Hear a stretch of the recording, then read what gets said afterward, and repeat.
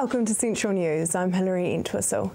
In today's news, the amount of women with a problem gambling addiction has risen to be on the same level with that of men.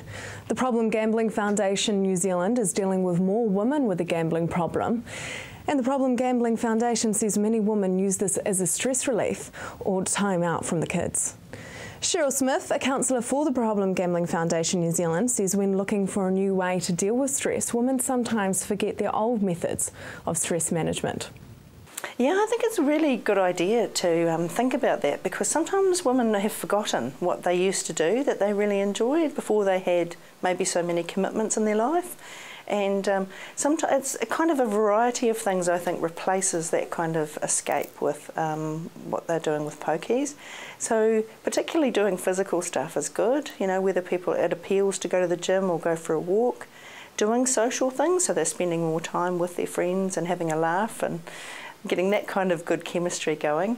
And also something that's creative that involves them. So a lot of women do needlework now, those kinds of things, but it's got to be something that appeals, you know, to the particular woman that's looking for the other way of doing it. Bay Plenty Polytechnic has announced it has been approved as one of only 4 institutes and technologies and polytechnics in New Zealand to accept King Abdullah scholars from the Kingdom of Saudi Arabia. The King Abdullah Scholarship Program was launched in 2005 and now invests some New Zealand $2.8 billion into the program each year. It has 60,000 students studying in over 30 countries, with New Zealand being chosen as one of its top 5 providers. The Polytechnic has had an involvement with Saudi students since 2011. The latest collaboration will see dozens more complete qualifications and will bring an added boost for the local economy. Students could soon be able to sit assessments when they are ready, instead of having to wait for the end of year final exam period. As part of its future state project, the New Zealand Qualifications Authority is looking at developing a vision to guide the system through the next decade of education. In a speech made to secondary principals, New Zealand Qualifications Authority Chief Executive Karen Putasi called the plans for online exams a significant cultural shift for New Zealand. Western Bay Plenty Post-Primary Teachers Association Regional Chair Graham Bridge supports the idea of online exams, but is unsure on whether Bay Plenty schools are ready for the change yet. A $22.5 million government-funded project to clean up New Zealand's worst contaminated site is now complete. A closing ceremony was held at Tui Mine at Te Aroha to mark the successful conclusion of the 5-year project last week. Environment Minister Amy Adams says Tui Mine posed a real safety and environmental risk for the Te Aroha community for many years, so it is extremely satisfying to complete the project. The government committed $21.5 million to the clean-up, together with money provided by Waikato Regional Council and Matamata District Council. This formed a joint fund of $22.5 million. Now for our region's weather. Hamilton, your Tuesday will be fine with a cool southerly dying out. Your expected high is 18 and an overnight low of 4. Tauranga, your Tuesday, fine with cool southerlies too. Your expected high is 18 and an overnight low of 8. Just ahead, the Red Cross appeal sees red.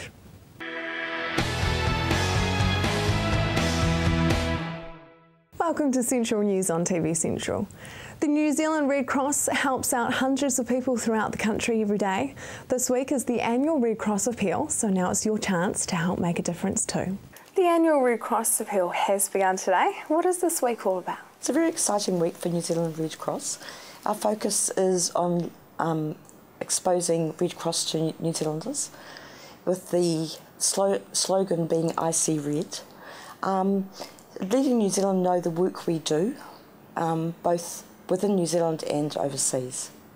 Tell us, for those who don't know, what is the Red Cross and what do you do around the community? Within the Waikato community, we deliver approximately 6,000 meals a month.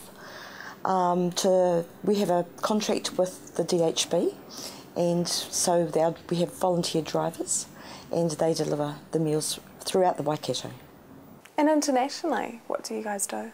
Internationally, we send delegates to overseas, to war-torn areas or areas of disaster. And also within New Zealand, an example of that would be the Christchurch earthquake. What does the money raised over the Appeal Week go to? It goes towards both national and international. Nationally, not only do we do Meals on Wheels, within the Waikato we also do People Savers, teaching young children first aid within the schools.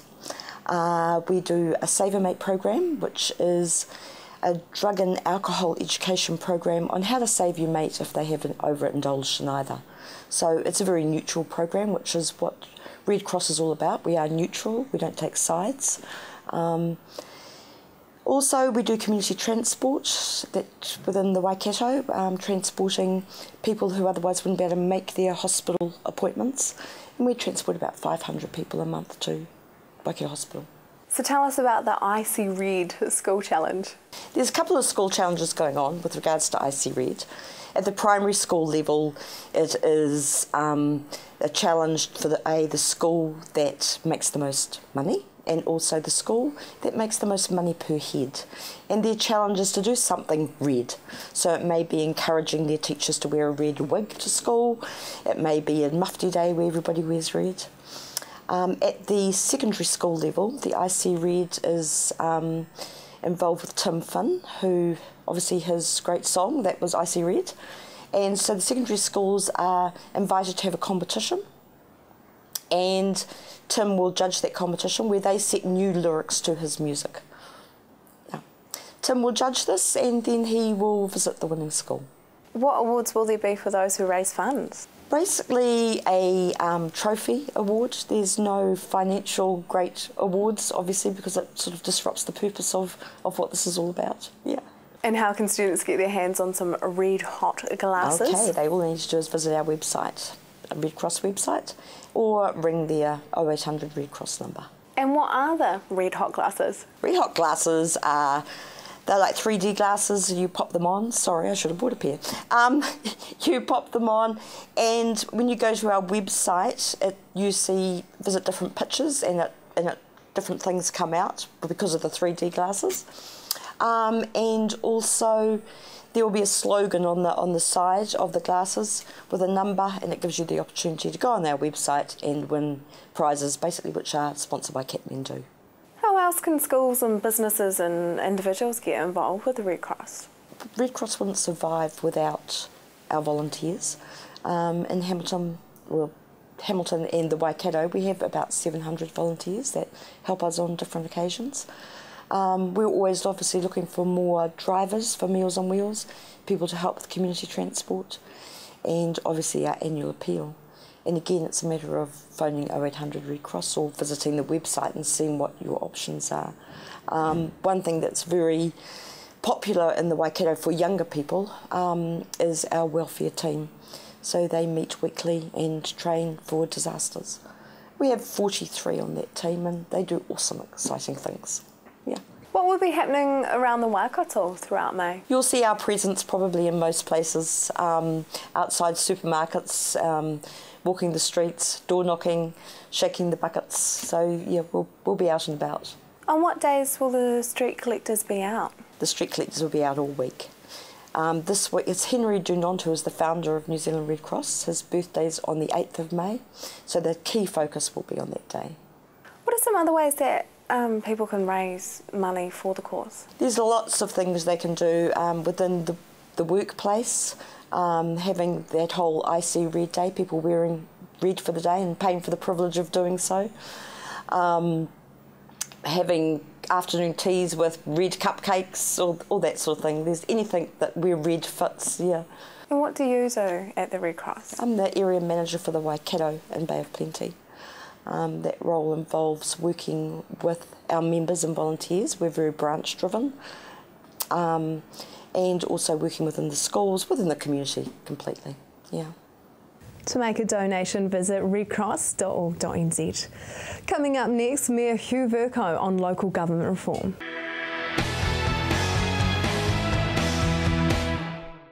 Welcome back. We continue this week with the other local mayors on the local government reform bill, where we discuss the responsibility of a council and the new purpose statement. Tonight we talk with Mayor Hugh Vercoe. Do you think think it is the responsibility of a council to set targets for NCEA pass results? No, I don't. No, not at all? Not at all. It's an education system. No, I don't believe that council should be involved. What about greenhouse gases? Again, no, I see it as a national issue, not for us to have all different standards in our areas. What about child abuse statistics? Child abuse is something that worries me greatly, and family violence, and it's something that every community, every mayor is very conscious of, and doing all that we can to support the elimination of child abuse and family violence. Yes, it is. So you think that NCEA results in greenhouse gases isn't a community thing? I see it more as a national issue, that we have no control over the schools or the teachers or anywhere else. We hope that all our schools are top schools and producing the best results that they can. Family violence is happening in our district. It concerns me. It concerns me that it's right across from all the sectors, the rich, the poor and the in-betweens, and it's something that we need to address.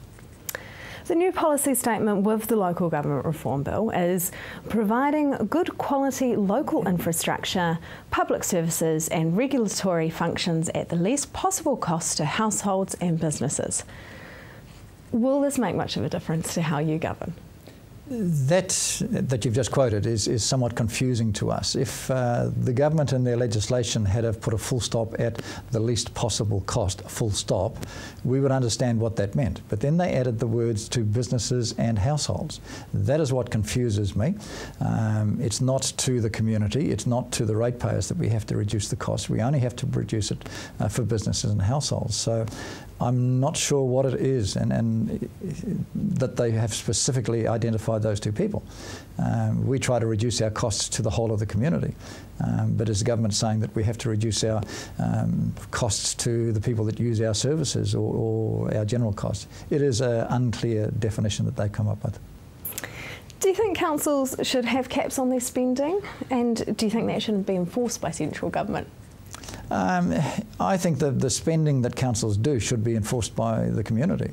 If the community is saying, hey, we're happy with you, and we go out every year and we say we're proposing, and like next year we're saying we're proposing to increase your rates by 2.7%. This is what you get for your 2.7. Are you happy with that? Now, if everybody came back and said, no, we're not, yes, we can reduce part of what we do. The trouble is, when we go out every year and ask what we should cut back, we get numerous people coming in and saying, no, no, no, well, you should be actually doing more, and you should be doing for me, and you should be doing all this. That will blow it out. So it's a matter of balance. But the community, at the end of the day, they're the people who say how much we spend. So you don't think that should be enforced by central government? It would be an interesting thing if the central government were to enforce it, yes. They could do, and put a cap on it. Now, I'm not sure, it might make councils look at what we spend on, but some of the groups and the community groups that we support maybe would fall off being funded. Is that what the community wants? Should councils and council staff be held more accountable if a decision made by local council resulted in public loss? I totally agree. If we were to go into business running a whatever factory and we thought it was a good idea to make money, council is not there to go into business and to try and make money. And some councils have gone down that track with disastrous results. No, if we're going to spend the ratepayers' money and we're going to take a gamble as such with it, then we need the best advice possible. And if we don't get the best advice and make dumb decisions that lose money, yes, we should be responsible. Do you think there's enough accountability now? Probably yes, and councillors, we often say to them, you realise that if you vote in this way with the knowledge that you currently have, you can be personally liable for any decisions that come out of it. Just be aware of that before you make your vote. And under the new reform, councils will be required to disclose in their annual reports information on the numbers of staff employed. How will this affect the Matamata Piako District Council, and do you think you will be asked to make changes to your staffing? If somebody said to us, can you drop 20 staff from your total staff numbers tomorrow, the answer is yes, we can. Not a problem. However, the work that they're doing doesn't go away. So therefore, if we took away from staff, we then have to employ consultants to do the work. Now, it comes back to if you have to employ a consultant to do whatever it is that you're doing, a revision of your district plan or something like that, and they're going to be there for 2 years as a consultant, may I suggest it would be cheaper and far more economical for us to employ somebody to do that and take them on staff than to pay consultants. A small one-off job, yes, we use consultants, but anything long-term, and all our staff are fully engaged at the moment. We don't have surplus capacity in there, so to reduce staff for the sake of reducing staff is only going to put up costs.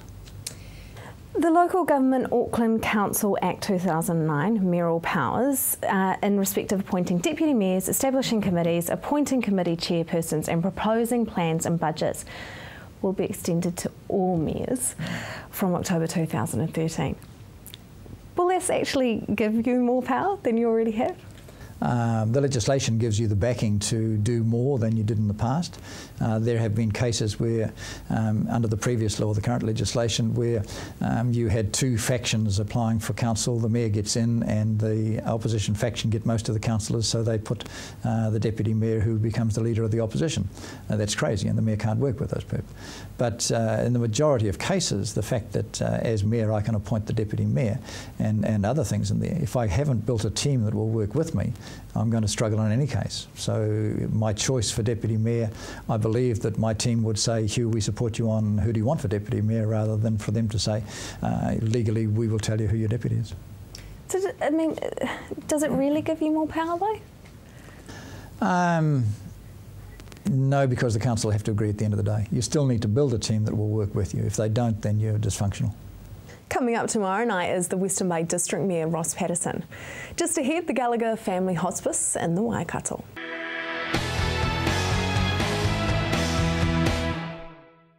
If you have just joined us, welcome to Central News. Labelled as the fundraising event of the year, I caught up with the CEO of the Gallagher Family Hospice to find out about the Bucket List Banquet. So tell us about the big event that you have coming up. The big event for Hospice Waikato for this year is the banquet, Bucket List Banquet, being held on Thursday the 9th of May at the Heafy Room in Claudelands, and it's really, really exciting. It's just, the support has just been amazing. Yeah. And what entertainment will there be on the evening? So we've got a number of guest speakers. We've got Mark Ferguson, who's going to be our MC, from television and all the things that he's done. So we're really looking forward to Mark. And then we've two guest speakers. We've got Paula Ryan and we've got Jamie Fitzgerald.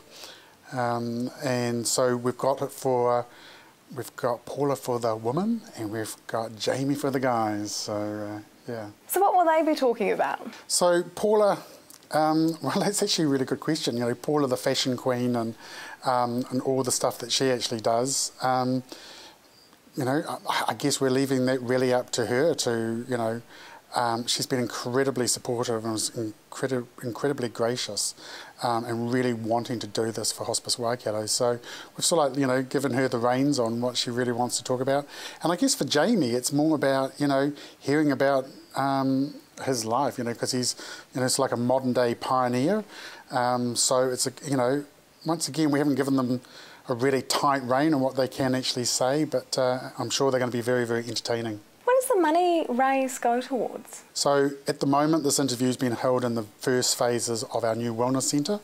So this is a place on Hospice Waikato's site that allows patients and their families to come for outpatient services. We'll have counselling services, massage therapy, art therapy, all from here. So the money is going to go towards phase 2, which is finishing off that part of the building. So it's a very exciting opportunity. If people are unable to attend the event, what other ways can they support the Gallagher Family Hospice? Absolutely, they can just phone on the website, on the Hospice Waikato website. There's an opportunity to be able to donate money. You know, the banquet dinner is 600 people, sold out really, really quickly. Once again, you know, just the absolute generosity of the Waikato community is absolutely amazing. Hospice Awareness Week is coming up in May, so tell us about that. The Awareness Week is really a media event to allow people to not only remember hospice, but to remember people that, loved ones that have potentially used the hospice. It gives them an opportunity to remember those people. It's about saying to people that hospice is for them. It's a community-owned place. It's only partially funded by the DHB, so we rely on the community. And it's an opportunity as part of that media week to say thank you for all the support that you've given us. And what would be happening around the Waikato for the Awareness Week? So we've got a number of things. There's quite a lot of publicity we've been putting in the media. So the Waikato Times have been incredibly generous about providing us with free space to be able to talk and that sort of stuff and pass stories around. But it is an opportunity for us to sort of remind people that we are here. What are other ways people can donate? So we've got hospice shops. As I said, that we are only partially funded by the community, so we do rely on our hospice shops. We've got wonderful volunteers that work in those shops. So they are scattered around the Waikato region, Cambridge, Te Awamutu, Morrinsville, and we've got a number of shops here in Hamilton. Just about to open a brand new one in Five Crossroads. And they can go in there and they can buy stuff in there, or they can just donate some money there if that's what they want. What are the services that the Gallagher Family Hospice provides? So we provide a number of services. So people don't necessarily ever come to the site. We provide an in-bed service here of 10 beds. We also provide paediatric services, so we've got Rainbow Place. We have home care services, so we send nurses into those homes, and we have rural services. We have counsellors, we have massage therapy, all those sorts of services that we try and provide to the patient and their family. What does the future look like for the Gallagher Family Hospice? Well, the future, new CEO, it's about the patient. It's about the patient and their family, because that's what we're here for. And we must never ever forget that we are here for that patient and their family in their last weeks, years, months. To find out more information, visit hospicewaikato.org.nz. That is the news for today. We really want you to be involved, so like us on Facebook and let us know your views. If you have news including your own video and photos, go to our website and hit upload. Thanks for joining us. I will be back tomorrow night with more guests from in and around the regions. I'm Hilary Entwistle. Have a lovely evening.